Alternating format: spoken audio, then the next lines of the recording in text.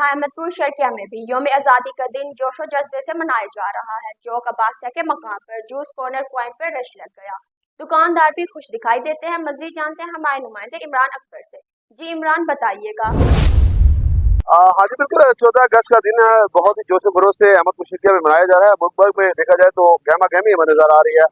अब जिस तरह के दोपहर का टाइम है और काफी लोग जो है वो बाहर हमें नजर आ रहे हैं।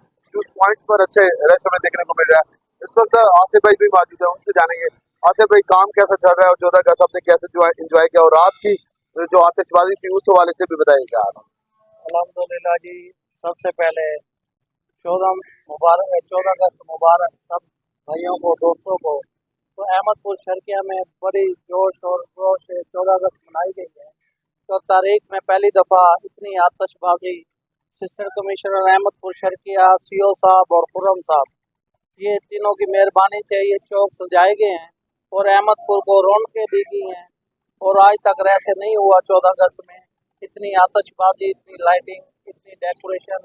ये बहुत दिनों की अच्छी कारकर्दगी है।